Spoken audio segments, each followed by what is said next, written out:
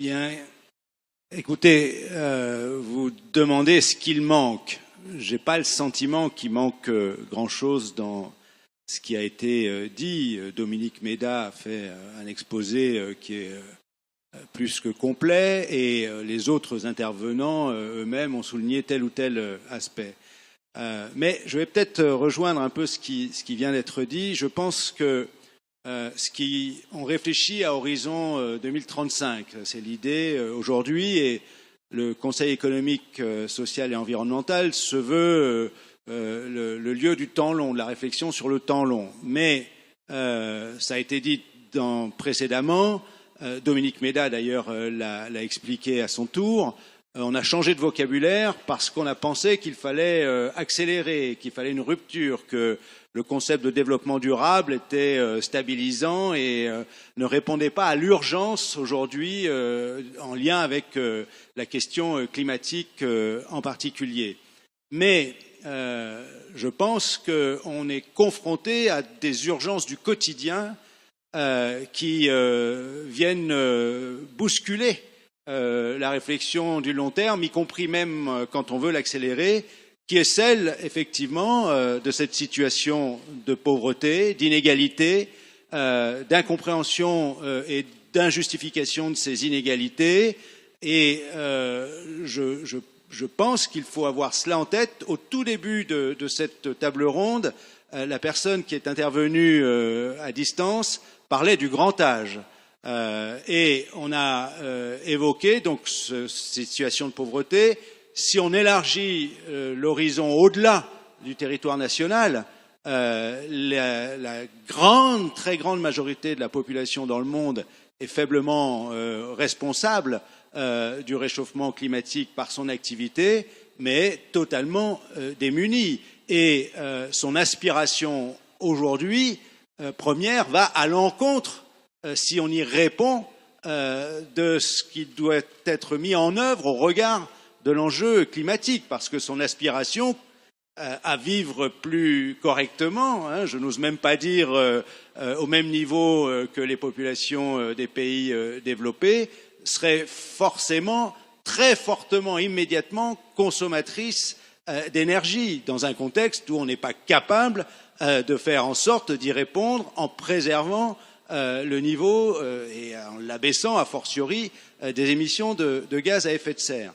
Donc moi je suis convaincu d'une chose, alors vous allez me dire je suis syndicaliste, les syndicats agissent sur le quotidien, qu'il y a une double réponse d'urgence, il y a une urgence sociale à laquelle il faut absolument répondre si on veut être en capacité de répondre à l'urgence climatique. Moi, je vais prendre un cliché, c'est facile, mais vous avez entendu comme moi les Pandora Papers. Ça ne peut pas être compris. On a des mondes qui sont très différents les uns des autres, qui n'ont pas les mêmes intérêts immédiats.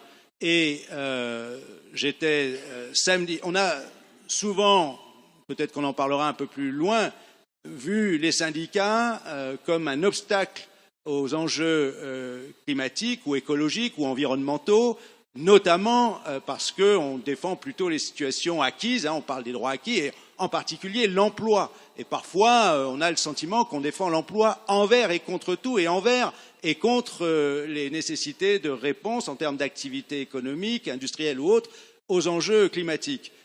J'étais hier, samedi, près de Grenoble, une entreprise, un établissement, Ferropem, qui produit du silicium, dont on parle beaucoup aujourd'hui, en lien avec les questions de rupture de semi-conducteurs, mais qui a un rôle majeur puisqu'on s'en sert pour fabriquer les panneaux photovoltaïques. Cette entreprise, depuis la fin du XIXe siècle, s'est développée sur l'énergie hydraulique, près de Grenoble, justement, en Isère. Et cette entreprise était menacée de disparition parce que l'actionnaire principal y a un intérêt financier. Et il a fallu que ce soit le syndicat qui démontre à la fois que la défense de son emploi répondait aussi, ou en tout cas s'intégrait aussi, à des enjeux immédiats à la fois économiques, industriels et, pour le coup, écologiques. Donc, je pense que si on ne répond pas aux urgences sociales, si on continue avec une économie, alors Dominique Méda parlait de revenir sur la division du travail, c'est une façon de dire revenir sur la mondialisation de l'économie. À la fin des années 90, lorsque les syndicats ont échoué à l'échelle internationale à l'instauration d'une clause sociale dans les accords commerciaux, au niveau de l'OMC en particulier, M. Lamy était là ce matin, c'est un sujet dont on a beaucoup échangé avec lui, on a mis à ce moment-là sur pied une commission qui avait pour vocation d'évaluer la dimension sociale de la mondialisation et le constat n'était pas du tout celui que l'on nous faisait, dont on voulait nous faire croire, que la mondialisation était au service de l'amélioration de la situation sociale, loin s'en faut. Et on sait aujourd'hui qu'on peut faire le même constat sur les questions environnementales. Donc, répondre à l'urgence sociale si on veut être en capacité de répondre à l'urgence environnementale et climatique. Merci. Je voudrais commencer par un point parce que je vais revenir sur les questions de modèle économique et je ne voudrais pas qu'on ait le sentiment que j'évite de parler de la question de la transition climatique ou environnementale en m'intéressant à une question que personne ne peut nier pour détourner le regard. Donc, les syndicats s'inquiètent, se préoccupent de la question environnementale depuis très longtemps. Dès les années 70, un congrès de mon organisation syndicale affirmait que la défense de l'environnement doit faire l'objet d'une action syndicale menée avec détermination et précisait qu'une politique de l'environnement ne doit pas être déterminée par opposition à l'expansion économique, mais exige le dégagement de moyens nécessaires à une amélioration des conditions et du cadre de vie, et elle appelait à une action syndicale accrue pour la lutte contre la pollution et la protection de l'environnement. Ça, c'est dans le début des années 70. On retrouve à peu près certains des aspects importants du débat, y compris aujourd'hui. La personne qui représentait l'Institut pour le climat, plusieurs autres ont parlé de planification, programmation prospective, réallocation de ressources, investissement, réforme fiscale, j'ai y compris entendu. Et donc ça, je pense qu'il faut effectivement, Philippe Martinez tout à l'heure parlait de rupture avec le modèle économique dominant aujourd'hui, et je pense que c'est effectivement une question importante. Et puisque on évoquait, par exemple, la question de la mondialisation, de la division du travail international qu'il fallait revoir pour des questions, y compris énergétiques, de transition énergétique, je pense qu'il y a à revoir une échelle complète des valeurs de ce qui prime aujourd'hui du point de vue social. Encore une fois, l'homme est le produit de son environnement. L'économie, par contre, elle est le produit de l'homme. Or, depuis trop longtemps, c'est l'économie, je ne dirais pas les économistes, qui a tendance à régenter la vie des hommes et des femmes, là où c'est aux hommes et aux femmes de décider de ce modèle économique au service de la vie en société, et j'y ajoute de la justice sociale. Et à ce sujet, puisqu'on parlait du grand âge, puisqu'il y a là des enjeux majeurs, à très court terme également, nous pensons qu'il faut en particulier une reconsidération, une revalorisation, mais une reconsidération au sens du regard qu'on porte de tous les emplois, les métiers de service à la personne. Ce qui est quand même frappant, c'est qu'on confie à ces salariés ce qui nous est le plus cher, nos enfants, nos parents, handicapés, dépendants, grands-parents, et ce sont souvent des emplois en bas de l'échelle, souvent des salariés, quand on parle de l'emploi à domicile, qui utilisent leur propre véhicule pour aller d'une personne à une autre. Et vous imaginez très bien que lorsqu'on leur parle de taxe carbone, ça résonne pas très bien dans ces situations. Ce sont des métiers qui sont au SMIC, souvent à temps partiel, sans perspective d'évolution, qui sont assez peu regardés, considérés. On a parlé des deuxièmes lignes pendant toute la crise sanitaire. Ce sont des emplois dont on s'est dit tout à coup ils sont essentiels.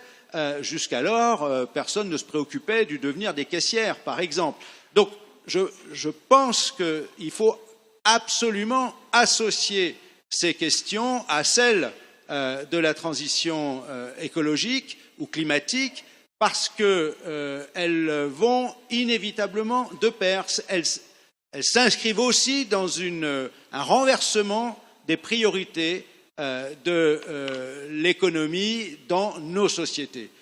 Et je le redis, on a aujourd'hui une sphère financière qui est totalement déconnectée de l'économie réelle et du besoin des hommes et des femmes. Je parlais des Pandora Papers tout à l'heure, mais vous avez en tête, j'imagine, encore la crise de 2008. Elle n'est pas loin derrière nous. La crise de 2008, elle est produite par les dérivés de la spéculation financière.